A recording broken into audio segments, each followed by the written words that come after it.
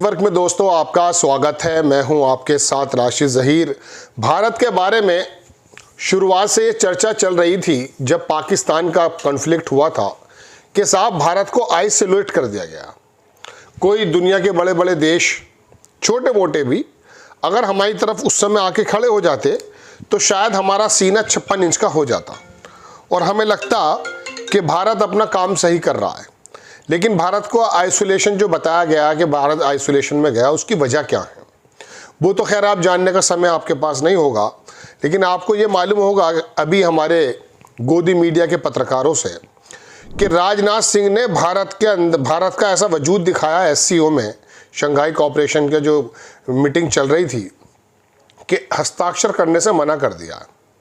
बिल्कुल, जब पहलगाम का आतंकवाद का नाम नहीं होगा और बलूचिस्तान की ट्रेन का अपहरण का नाम होगा तो हमारे रक्षा मंत्री करेंगे क्या? वाकई बिल्कुल सही किया। लेकिन आप ये पता कर सकते हैं कि 10 देश थे, 9 देशों में कोई एक भी देश पक्ष में आया था जिसने ये बात कही हो कि भारत का मौक़िफ़, भारत की सोच बिल्कुल ठीक है।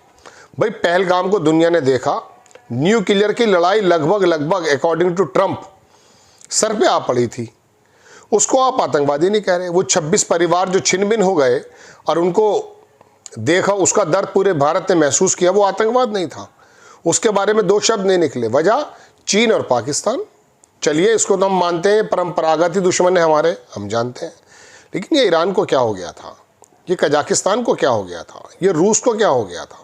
कहने का मतलब दोस्तों ये है कि इनमें से कोई देश हमारे साथ खड़ा हो सकता था, क्यों नहीं हुआ? सवाल इस पर है। ऐसा तो कभी नहीं हुआ है। हमारे साथ तो जिधर हम चले, जिधर हमारी बात चली, उधर दुनिया चली। भले अर्थव्यवस्था के एतबार से हम बहुत ज़्यादा मजबूत ना थे ना हैं, 4था नंबर 5वां नंबर करते रहिए। जब तक अडानी और अंबानी की जेबें भरी जाएंगी और तुम्हारी मेरी जेब खाली होगी, मैं इसे विकसित या विकासशील भारत नहीं मानूंगा, कोई भी नहीं मानेगा।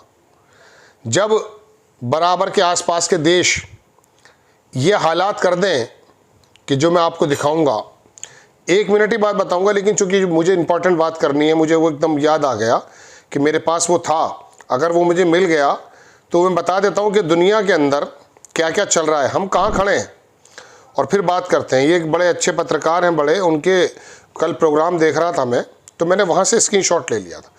इन्होंने ये कहा कि यूएनओ के अंदर 193 देश हैं, इसमें हमारा नंबर 143वां है पर कैपिटा इनकम के।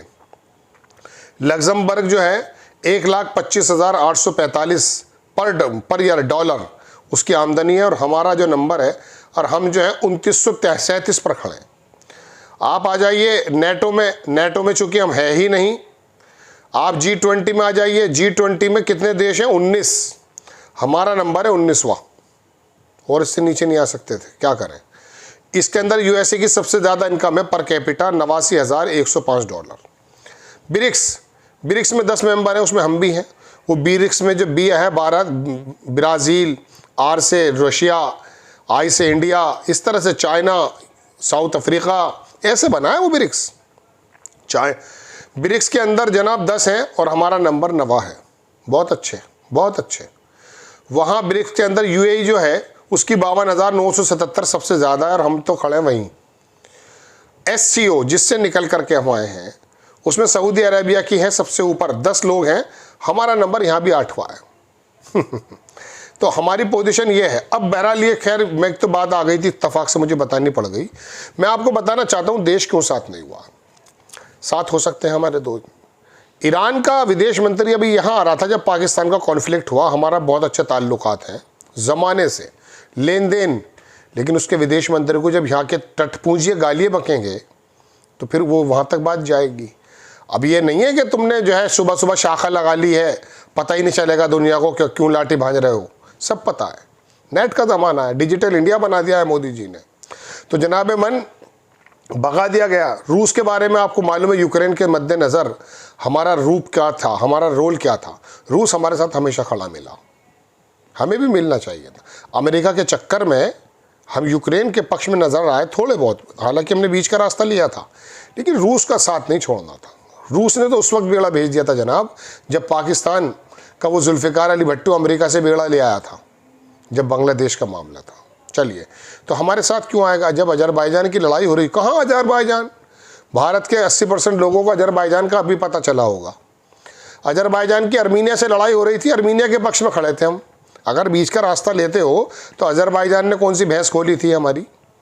जब टर्की दूर से उसे सपोर्ट कर रहा है और जनाब पाकिस्तान सपोर्ट कर रहा है, दुनिया भर के लोग सपोर्ट कर रहे हैं, अर्मीनिया ने कब्जा कर रखा है, अर्मीनिया के साथ खड़े थे। चलिए, इसलिए नहीं हो पाई। अब मैं आपको ओरिजिनल बात बताता हूँ। आतंकवाद का एक तरफ समर्थन करके एक तरफ आतंकवाद के खिलाफ आप खड़े नहीं हो सकते। पूरी दुनिया जानती है कि गज़ा के अंदर बेकसूर महिलाओं बच्चों का जो नरसंहार किया है इसराइल ने, अमेरिका ने किया। आप इसराइल के साथ खड़े हैं।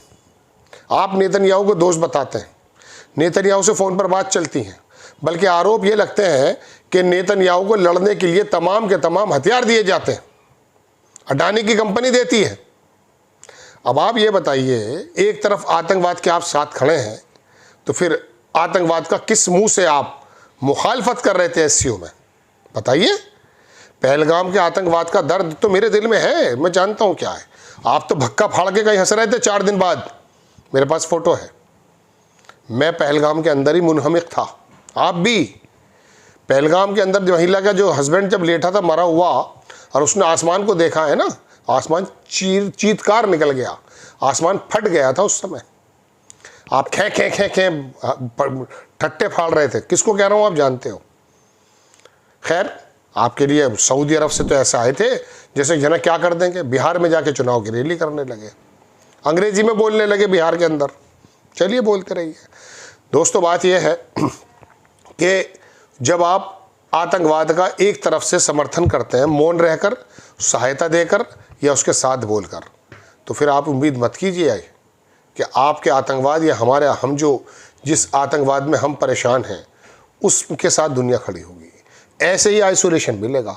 अब मैं आपको एक खबर और सुना देता हूँ। पाकिस्तान चौधरी बन गया है, मैं नहीं कह रहा हूँ, एक पत्रकार हैं, उनकी मैं खबर सुना देता हूँ, उसके बाद मेरा एपिसोड ख़त्म।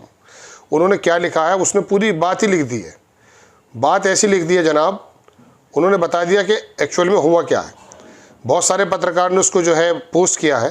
पाकिस्तान अमेरिका तक मार करने वाली न्यूक्लियर बैलिस्टिक मिसाइल बना रहा है। अमेरिका खुफिया एजेंसी ने ट्रंप प्रशासन को ये खबर दी है। हालांकि इस खबर के पीछे चीन का नाम नहीं आया है। सबको पता है कि पाकिस्तान को ये सलाह चीन ने दी है, तकनीकी मदद भी वही देगा।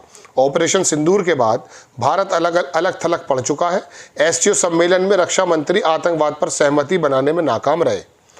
मैंने पहले ही लिख दिया था कि ग्लोबल साउथ के लिए शब्द के कोई मायने नहीं रह गए, ग्लोबल नॉर्थ के लिए भी नहीं, क्योंकि गाज़ा में इसराइल जो कर रहा है वो आतंकवाद है और भारत इसराइल के साथ खड़ा है। गाज़ा में जो इसराइल कर रहा है वो आतंकवाद है और भारत इसराइल के साथ खड़ा है। भारत अमेरिका के भी साथ खड़ा है, क्योंकि अडानी भी अमेरिका में बिजनेस करना चाहता है। नरेंद्र मोदी की सत्ता अडानी के ठेके पे चल रही है, ये दुनिया जान चुकी है। अगले महीने नरेंद्र मोदी ब्रिक्स के सम्मेलन के लिए निकलेंगे। ब्राज़ील ने मोदी के लिए रात की दावत रखी है। इससे नाराज़ चीन ने आने से मना कर दिया है। रूस भी नहीं आएगा। कल अगले साल हमारे यहाँ होगा, जब देखेंगे कौन आएगा कौन नहीं आएगा। ब्रिक्स होने वाला। कल ट्रंप ने चीन के साथ रेयर अर्थ मटेरियल की सप्लाई का समझौता कर लिया। मोदी चुप बैठे हैं। ऑटो इंडस्ट्री तबाह होने वाली है। पाकिस्तान अब ग्लोबल साउथ का नया चौधरी बन रहा है। भारत का लेज़र आई वाला विदेश मंत्री कहाँ छिपकर बैठा है। हमने कश्मीर को अंतर्राष्ट्रीय मुद्दा बना दिया है। यूएन में 57 इस्लामिक देश पाकिस्तान के साथ खड़े हैं। भारत की घुड़की की अहमियत सिर्फ लश्कर नोएडा चैनलों में गूंजती है। लश्कर नोएडा चैनलों में गूंजती है। जल्दी भारत की इस नाकाम विदेश और रक्षा मंत्री के परिणाम देखेंगे। उससे पहले बिहार लुट जाएगा। समझ में आ गई?